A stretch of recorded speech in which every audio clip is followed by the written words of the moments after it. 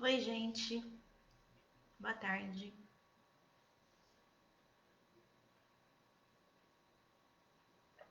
Vocês estão me ouvindo bem? Me vendo bem?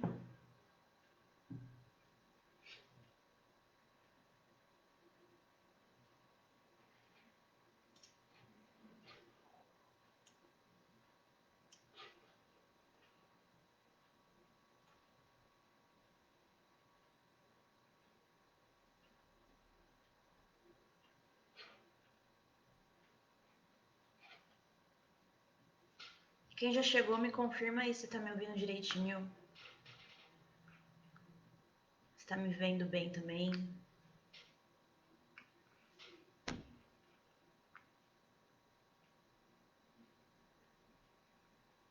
Sim, estão me ouvindo direitinho.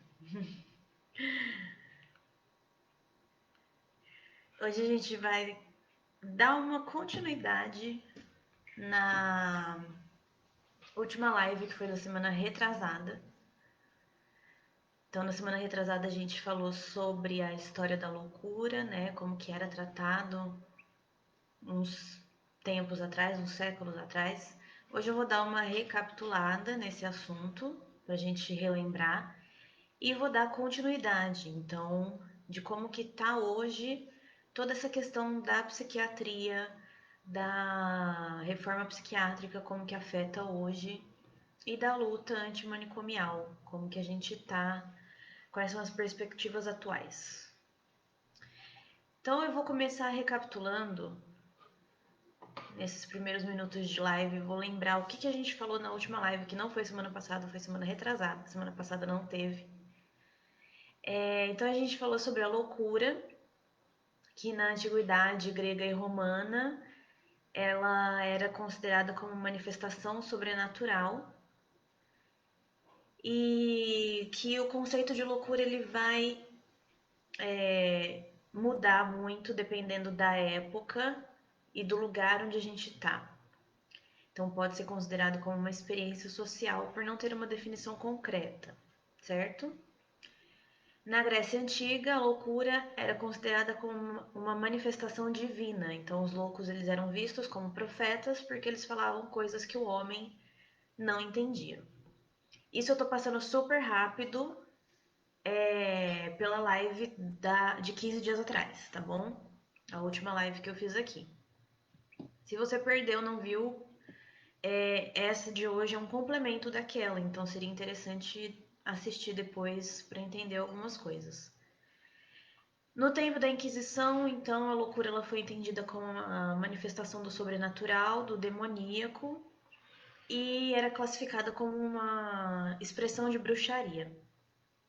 Na Idade Média, começa a surgir uma nova perspectiva da loucura, uma nova visão, como um fenômeno natural causado pelo estresse mental ou emocional e que era curável. Nessa época da Idade Média, o tratamento recomendado era repouso, sono e um ambiente alegre e saudável. Mas outros tratamentos aí incluíam banhos de diversos tipos e algumas poções. No período renascentista, foi quando surgiu aquela nau dos loucos que eu falei na live passada, que os loucos eram colocados num barco e jogados na água para dar um sumiço com eles. Depois, em 1656, foi fundado lá em Paris o Hospital Geral, que tinha uma estrutura de internação das pessoas com transtornos mentais. Ele não tinha caráter médico, não era para tratar as pessoas com transtornos mentais, mas sim era muito mais. Ela representava muito mais o papel da polícia e da justiça, que era prender e punir. Então não tinha caráter terapêutico lá nessa época que surgiu esse hospital. E aí, hoje eu queria entrar um pouquinho mais, então, na semana passada eu falei sobre o Pinel, né? E hoje eu queria falar um pouquinho mais sobre ele, falar mais sobre a reforma psiquiátrica e luta antimanicomial. Então agora a gente começa de fato o conteúdo da live de hoje. Então vamos lá. O Philippe Pinel, ele nasceu em 1745. Ele foi pioneiro no tratamento de pessoas com transtornos mentais e um dos precursores da psiquiatria moderna. Então ele se formou em medicina na Universidade de Toulouse, na França. E ele dirigiu 2 hospitais. O de Bicêtre, meu francês está meio enferrujado, e Salpêtrière. Ele, na biografia dele, ele conta que ele se interessou pela psiquiatria depois que um amigo dele muito querido, tomado pela loucura, fugiu para uma floresta e foi devorado por lobos. E foi aí que ele começou a se interessar nos estudos e querer se aprofundar mais nos estudos referentes à loucura naquela época.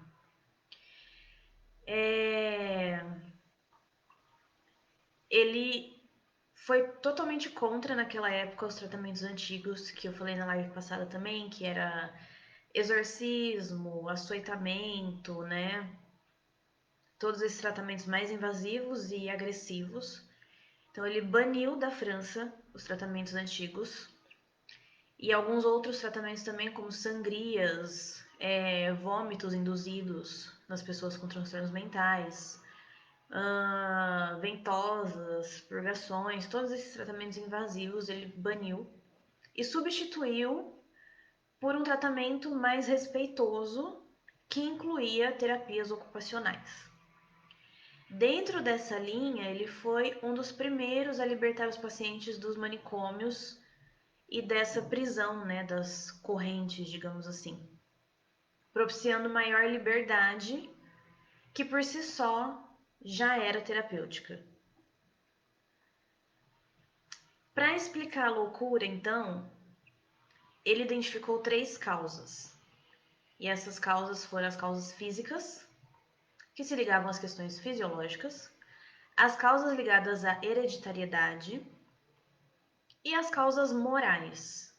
O que são essas causas morais? Na época, eram conhecidas como as paixões intensas, qualquer tipo de excesso que a pessoa tivesse, irregularidades dos costumes, ou seja, algum comportamento que não condizia com a normalidade daquela época,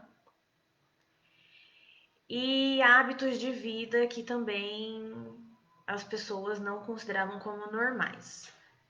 E aí, ele defendeu a cura da loucura com um tratamento que chama tratamento moral, que era um tratamento aplicado a todos os indivíduos que não se enquadravam nos padrões sociais de comportamento.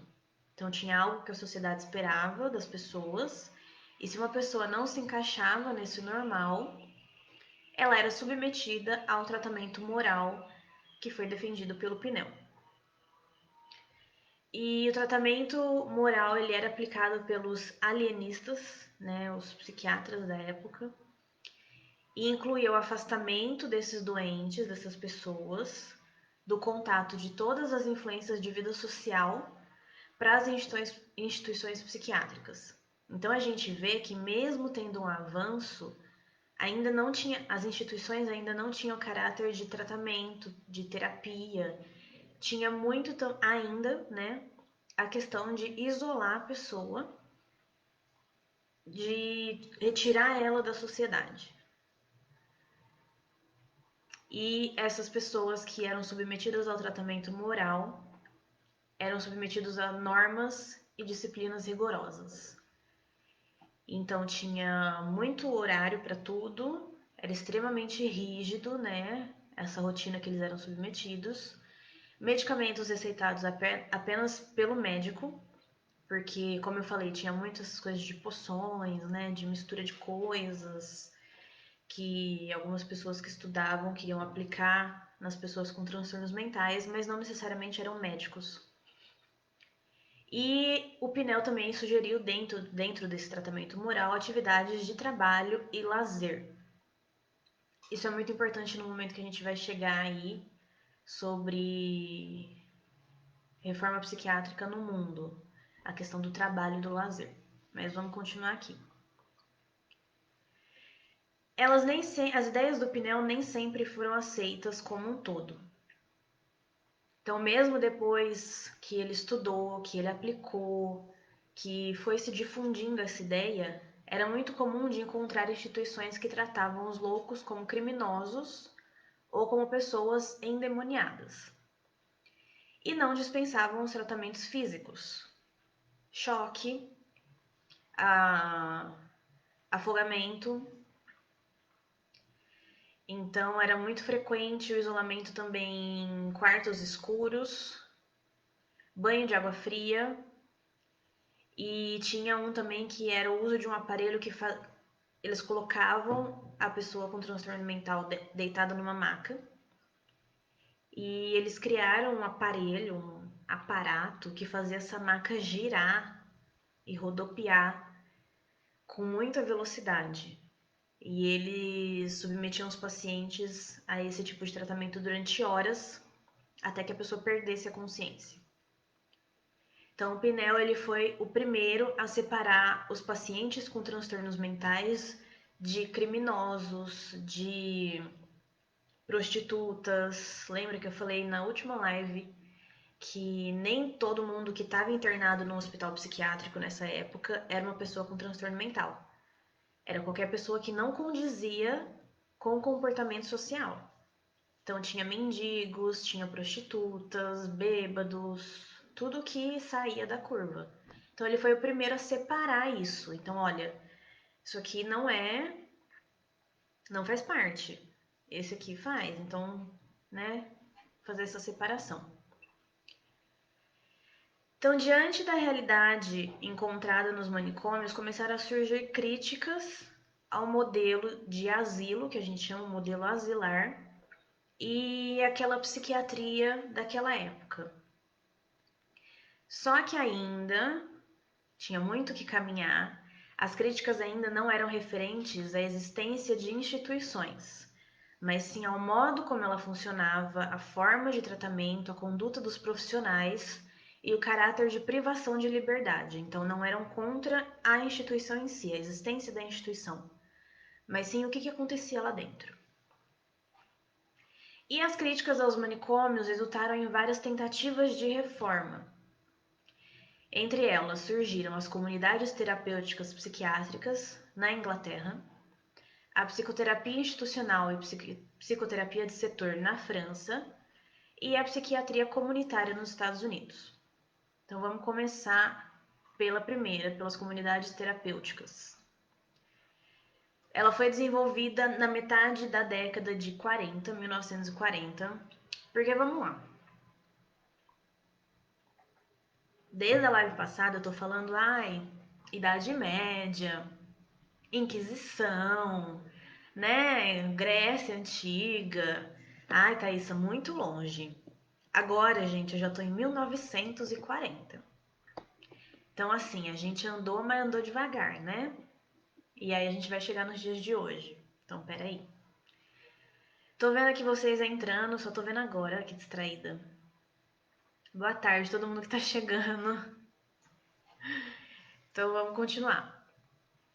Lá na metade da década de 1940, foi desenvolvida a comunidade terapêutica psiquiátrica pelo Maxwell Jones, lá na Inglaterra. E nesse espaço continha cerca de 100 leitos, e ele buscava que a instituição funcionasse como uma comunidade. Então tinha reuniões frequentes com os profissionais e com os internos para discutir questões sobre o tratamento dos pacientes, e se utilizava de técnicas educativas. Apesar da tentativa de mudança da instituição de asilo, de hospital psiquiátrico, essas comunidades, de novo, não questionavam o modelo de asilo. Asilo, quando eu falo asilo, gente, não é o que a gente conhece hoje como asilo, sabe? De pessoas idosas, não. O modelo asilar é um modelo institucional. Então, um modelo de privar essa pessoa de liberdade, de institucionalizar essa pessoa com transtorno mental. Então, quando eu falo de asilo, é isso que eu estou me referindo, tá? Então, não questionava este modelo asilar. mas ainda assim tinha a intenção de criar uma bolha ao redor daquelas pessoas que estavam internados e não tinha como objetivo preparar essa pessoa para voltar para a sociedade. Já a psicoterapia institucional na França foi um movimento liderado pelo François Tosquelles. Como eu falei, o meu francês está um pouco enferrujado, né? O que acontecia? Era lá no Hospital Psiquiátrico de Saint-Alban, tinha o hospital psiquiátrico e os camponeses, quando eles iam à feira, camponeses, não estou falando de pessoas institucionalizadas agora. Quando eles iam à feira naquela vila, eles precisavam passar por dentro do hospital psiquiátrico. E com isso, os pacientes usavam disso para tentar vender o que eles produziam dentro do hospital. Então já estamos numa época que os pacientes eles tinham ali uma terapia ocupacional, tinham trabalho, produziam coisas lá dentro. Então tá um pouquinho mais saudável, estamos caminhando um pouquinho mais. E o Tosquelles, ele aproveitou disso para incentivar um ambiente de psicoterapia ali. Então era um espaço aberto que já existia e ele estabeleceu um bar lá. Não um bar como a gente conhece hoje também, mas um lugar que as pessoas que estavam institucionalizadas podiam interagir com os camponeses. Então, estamos caminhando, né? A psicoterapia institucional, que é ela se configurou então como uma tentativa de superar essa segregação. Então, pessoas normais e pessoas loucas. Mas ainda o líder dessa corrente de pensamento da psicoterapia institucional, ele ainda defendia a instituição, ele considerava que a instituição era necessária. Então, depois da Segunda Guerra Mundial, apareceu a psicoterapia de setor. O que essa corrente, qual que era a proposta dessa corrente? Então, era transformar as condições asilares, resgatar o caráter terapêutico da psiquiatria e contestar a instituição asilar como espaço terapêutico. Então, falar, olha, institucionalizar dessa forma tão presa e tão segregada não é nada terapêutico, a gente precisa mudar isso. Então, a ideia desse movimento era levar a psiquiatria para comunidades, para os outros setores, criando serviços extra-hospitalares fora dos hospitais. E, apesar dessa mobilização dessa época, a psiquiatria de setor, ela manteve o hospital no mesmo lugar. Teve uma mobilização, teve uma tentativa aí de mudar, mas falhou um pouco.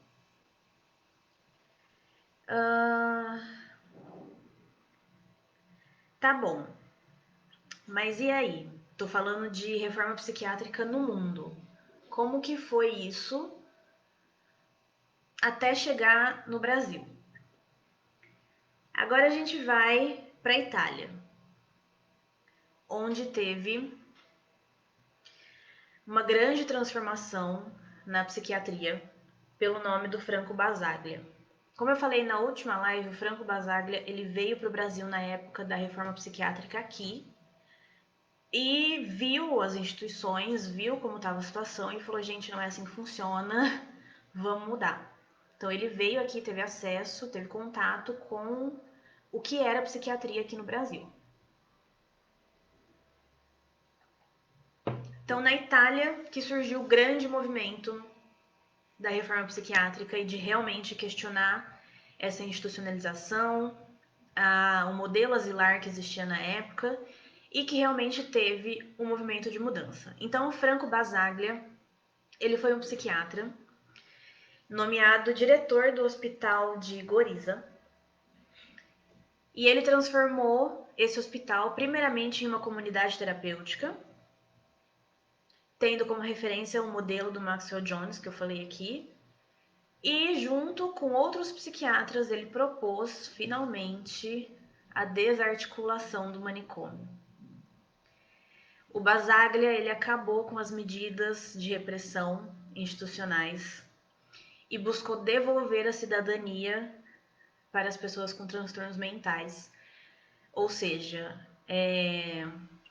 garantir que essa pessoa vai voltar para a sociedade. Então, ela vai ser reabilitada quando ela está na instituição e depois ela vai voltar para a sociedade. Ela não vai ficar lá para sempre.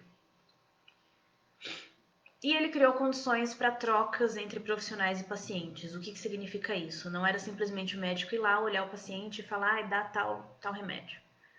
Mas uma relação de troca, ou seja, terapêutica.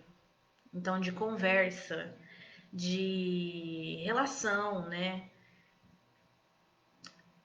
No hospital de Trieste, em 1971, foi quando se iniciou de fato a desinstitucionalização, que ocorreu desde a abertura da comunidade e reinvenção do espaço físico como um local de convivência social, de experiências culturais e educativas.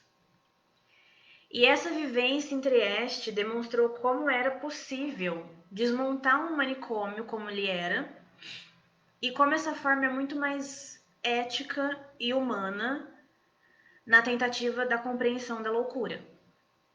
Dessa forma, em 1978, gente, outro dia, tá? Não faz tanto tempo assim, não. Na Itália é constituída a Lei 180, que estabeleceu a abolição do Estatuto de Periculosidade do Doente Mental e a proibição da construção de novos hospitais psiquiátricos e novas internações. Ah, Thaísa, né? Pra quem tava falando que eu tava muito distante, gente, 1978 foi outro dia. Ou seja, são anos, são séculos de luta, de tentativa de mudança. E aí a gente vai chegar até hoje. Peraí, vamos falar agora no Brasil. Falei Itália, Estados Unidos, França. Vamos pro Brasil. 1808, voltei lá em 1800. 1808, chegada da família real portuguesa no Brasil. Com esse desembarque, as mudanças começaram a acontecer no cenário, na economia, na cultura, tudo isso no Brasil, para se adequar à corte portuguesa, certo? Visando a modernização da nação como um país independente, as pessoas chamadas de loucas passaram a ser vistas como a escória da sociedade, que representavam uma ameaça à ordem pública. Então não era bem visto para o país aquelas pessoas que eram pobres ou que apresentavam comportamentos agressivos e vagavam pelas ruas. E isso eu tô falando de 1808, parece muito atual, mas é 1808. Então, como não tinha tratamento para transtornos mentais no país, os ricos, quem tinha dinheiro, era mantido escondido em casa, e os pobres, quem não tinha dinheiro, ficavam vagando, perambulando pela rua. E eles passaram a ser trancafiados nos porões das Santas Casas de Misericórdia pelo Brasil todo, onde eles viviam em condições degradantes. Em 1830, a Sociedade de Medicina e Cirurgia lança uma nova palavra de ordem, abre aspas, aos loucos, o hospício, fecha aspas, protestando contra as condições dos pacientes nas Santas Casas, porque eles eram mantidos em porões, e aí surgiu esse lema. Em 1841, Dom Pedro II assina o decreto de criação do primeiro hospício brasileiro, que recebeu o nome do Dom Pedro e foi inaugurado em 1852. Então, os pacientes que se encontravam até então nas Santas Casas foram transferidos para o Hospital Dom Pedro II. E tinha como base a ideia que eu falei lá atrás do tratamento moral, de rotina rígida, tudo muito certinho, assim.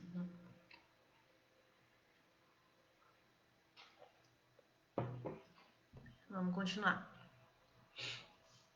Aí passou um tempinho, tivemos o psiquiatra Juliano Moreira. Ele foi nomeado como se fosse o Ministério da Saúde na época. É referente, não é a mesma coisa, mas como se fosse. E ele foi nomeado diretor do Serviço Sanitário do chamado Hospício Nacional de Alienados e da Assistência Médico-Legal. O que ele fez quando ele assumiu o cargo dele, em 1903? Ele propôs a ampliação dos pavilhões nos hospitais psiquiátricos, a aquisição de novos equipamentos, instalou laboratórios de análises clínicas, retirou as grades das janelas, portas, tudo, e aboliu a camisa de força. Então, em 1903, tivemos a abolição do uso da camisa de força. Então, ele atraiu vários jovens profissionais na época e fez desse hospital como se fosse uma escola de psiquiatria. Mas ainda os hospitais continuavam com uma prática excludente. Então, tira o indivíduo da sociedade. Exclui, isola. Em 1923, a fundação da Liga Brasileira de Higiene Mental tornou ainda mais forte o movimento de higiene mental. As palavras de ordem dessa liga eram controlar, tratar e curar. E os fenômenos psíquicos eles eram vistos como produtos da raça ou do meio, decorrentes de fatores biológicos ou orgânicos. Só em 1970, no contexto de reforma sanitária no Brasil, que a gente começou a discutir a necessidade de humanizar os tratamentos das pessoas com transtornos mentais. Como eu falei, 1970 foi outro dia. Só aí que olharam e falaram, olha, vamos pensar melhor? Nesse momento, vários setores da sociedade estavam mobilizados em torno da redemocratização do país. Era uma época, o período da ditadura militar. Por conta das péssimas condições de trabalho, da inadequação do quadro de recursos humanos, baixos salários, persistência do modelo manicomial, em 1978 tem uma crise na Divisão Nacional de Saúde Mental, que é o referente ao Ministério da Saúde, e o movimento dos trabalhadores em saúde mental começa a reivindicar mudanças que foram muito importantes para a psiquiatria atual. Então, eles denunciavam as condições de tratamento dos hospitais, criticavam o modelo manicomial da época e se inspiravam nas ideias do Basaglia, Franco Basaglia, lembra? Lá da Itália. Em 1987, aconteceu o primeiro e o segundo congresso do Movimento dos Trabalhadores de Saúde Mental. Por que o primeiro e o segundo? Porque o primeiro bombou e ficaram muitas questões a serem resolvidas ainda, não tinha dado tempo de resolver tudo. E aí logo em seguida fizeram o segundo. Logo em seguida, assim, questão de uns meses depois, fizeram o segundo congresso já. E aí foi nesse segundo congresso que ele foi marcado pelo início realmente da luta antimanicomial no Brasil. Foi um marco assim que realmente começou isso e a adoção do lema, abre aspas, por uma sociedade sem manicômios, 1987. No mesmo período teve a criação do primeiro CAPS no Brasil, em São Paulo. E aí temos as leis aqui, que em 1989, o deputado na época, Paulo Delgado, ele apresentou no Congresso um projeto de lei que demorou 12 anos até ser aprovado. E durante esses 12 anos ele sofreu muitas alterações. E aí, em abril de 2001, outro dia, surgiu a Lei da Reforma Psiquiátrica. O que ela fala?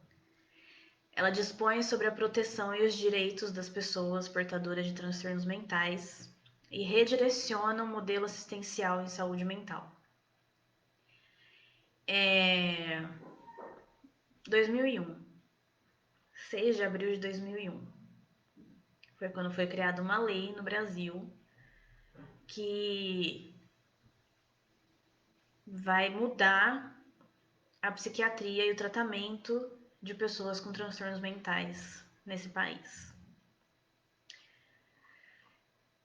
Aí, em 30 de setembro de 2009, foi realizada a Marcha da Reforma Psiquiátrica Antimanicomial. E teve apoio de diversas entidades, inclusive do Conselho Federal de Psicologia, e que foi um marco histórico para essa luta. E aí as pessoas que tiveram presentes nessa marcha, elas defendiam o SUS, ressaltando o papel fundamental que ele tem na reforma psiquiátrica antimanicomial, que é oferecer uma estrutura adequada e melhores condições de atendimento para pessoas em sofrimento mental. Defender o cumprimento da lei da reforma psiquiátrica, porque sim, nós temos uma lei, mas, né, nem sempre ela é cumprida, infelizmente. E por que eu falo que nem sempre ela é cumprida? Vou abrir um parênteses aqui. Quantas vezes a gente não viu recentemente denúncias de maus tratos em hospitais psiquiátricos?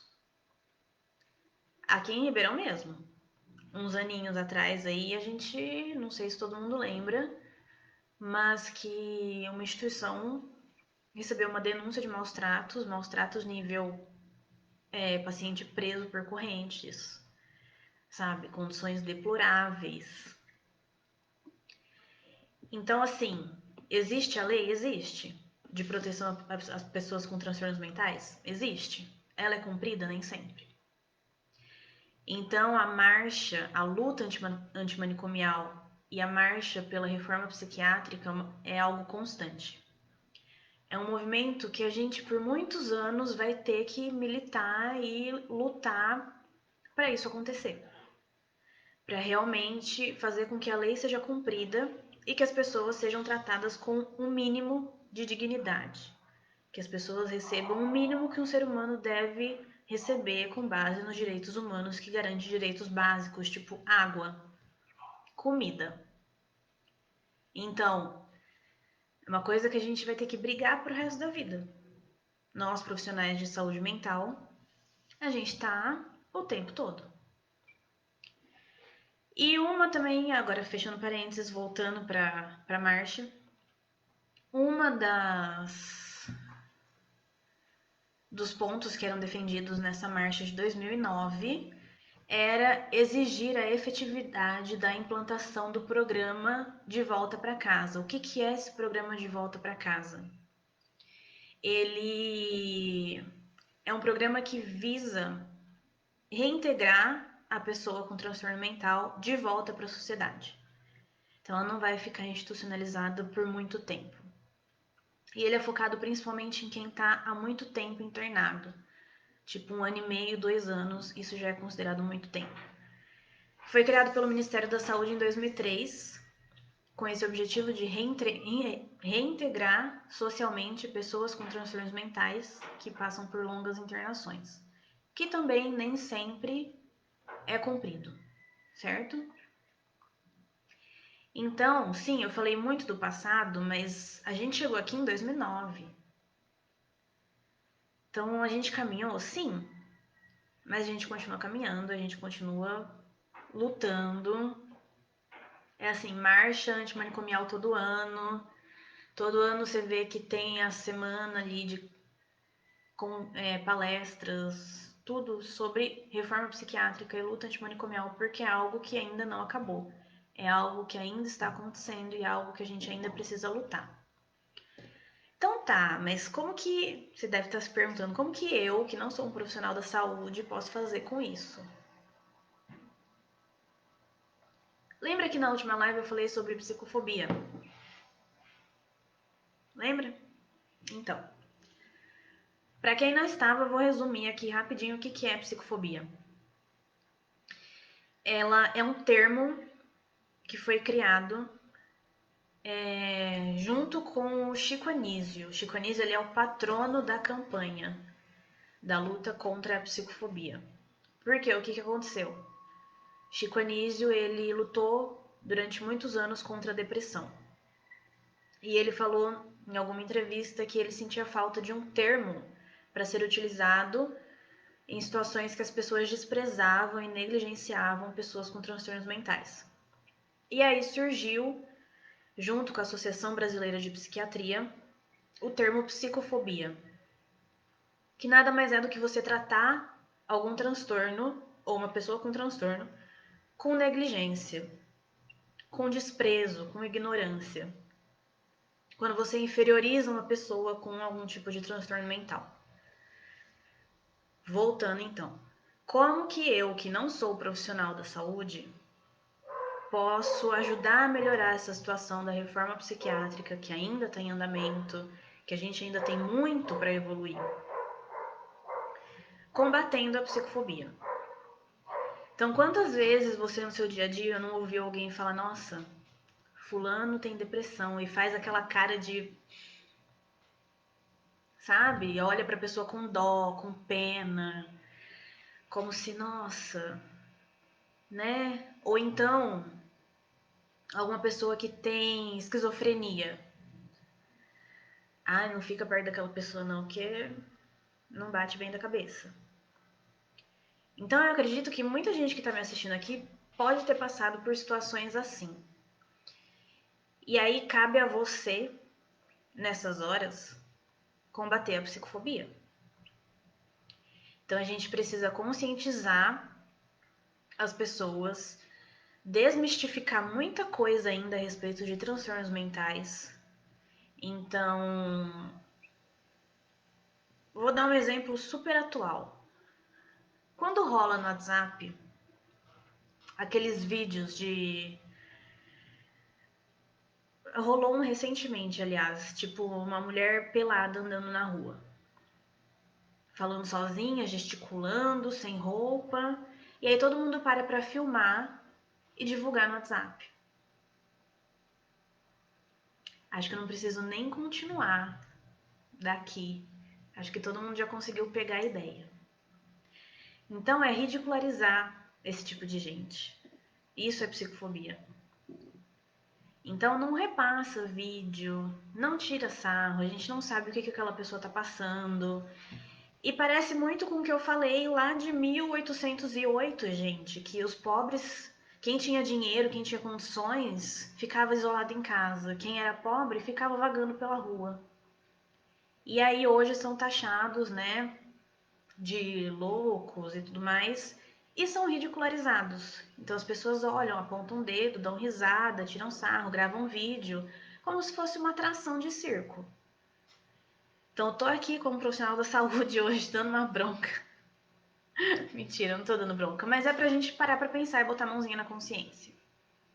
Então quantas vezes a gente não negligenciou um transtorno mental, uma pessoa com transtorno mental? Uma pessoa com depressão, uma pessoa com ansiedade, uma pessoa com transtorno de personalidade. E aí também um adicional aqui, até crianças com transtorno de aprendizagem. Quantas vezes a gente não vê alguém apontando o dedo para uma criança que tem algum transtorno de aprendizagem, chamando ela de burra? Isso também está incluso em psicofobia. E como eu falei na live passada, a gente tratar o transtorno mental dessa forma faz com que a pessoa fique pior. Então a gente vai piorar a condição dela. A gente vai piorar o transtorno de uma pessoa. Então eu tô falando aqui pra gente colocar a mãozinha na consciência e ver o que a gente tá fazendo para combater a psicofobia e fazer a nossa parte nessa luta antimanicomial que não é só de profissional da saúde, mas é de todo mundo. Uns dias atrás eu vi uma frase muito boa, porque foi o dia da luta antimanicomial, uns meses atrás. E aí eu vi uma imagem que estava escrito assim, mais ou menos, né? Você tá de quarentena desde março e já tá de saco cheio. Imagina para quem tá institucionalizado num hospital psiquiátrico há anos. Se a gente que tá dentro de casa desde março tá cansado, já tá ficando de saco cheio, já tá brigando com todo mundo, imagina quem fica anos no hospital psiquiátrico. E anos abandonado pela família, ignorado, negligenciado. Então é algo que eu gostaria que vocês pensassem e colocassem em prática na vida de vocês, nos círculos sociais, que só assim a gente vai conseguir realmente aumentar a nossa velocidade na luta antimanicomial. Não vou falar que a gente vai chegar lá, porque eu não posso prever o futuro, mas a gente consegue caminhar melhor. Certo? Como todo fim de live, temos indicações. Temos filmes e livro. Um filme que eu gosto muito, eu gostei muito de assistir, acho que muita gente aqui deve ter assistido, que é Um Estranho no Ninho, com o Jack Nicholson. Não sei, esqueci. Que ele é institucionalizado por não ter comportamento que condiz com a sociedade. E aí lá dentro acontece coisas que eu não vou contar para você poder assistir o filme. Então assiste, é muito legal. Temos o xodozinho da psicóloga aqui, Nise, O Coração da Loucura, que é sobre a história da Nise da Silveira dentro da psiquiatria. Falei sobre ela na live passada. Tem um livro que na live passada eu falei sobre o Memórias do Inconsciente, que é um museu onde estão expostas as artes dos pacientes da Nise. E tem um livro que chama Memórias do Inconsciente, que tem algumas artes ali e uma história sobre a luta dela.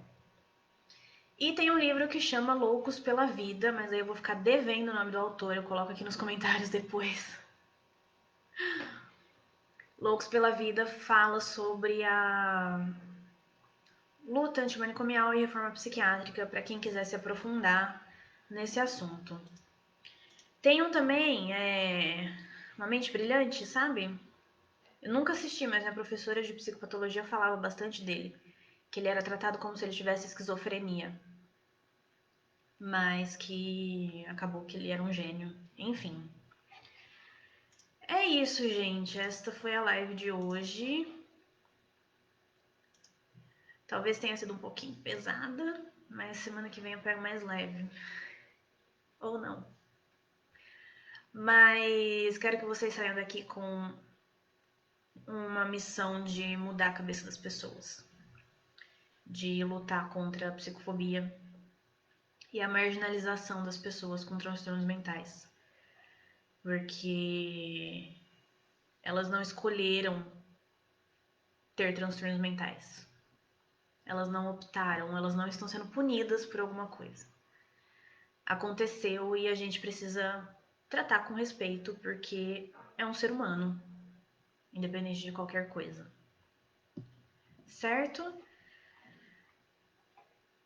Se vocês tiverem alguma dúvida, pode mandar para o meu e-mail, que eu tô deixando aqui nos comentários agora.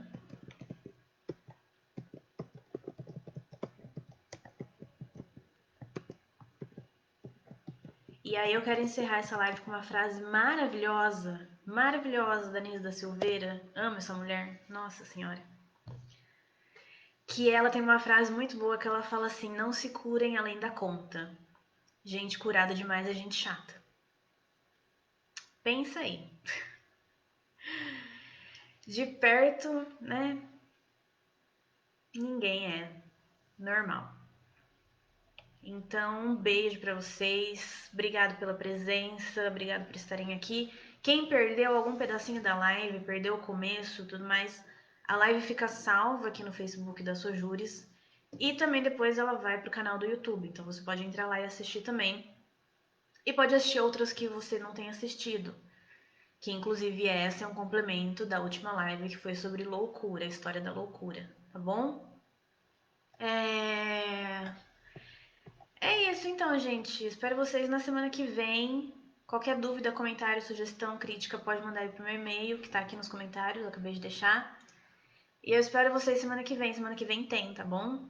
Prometo, semana que vem eu venho. Um beijo, gente. Tchau.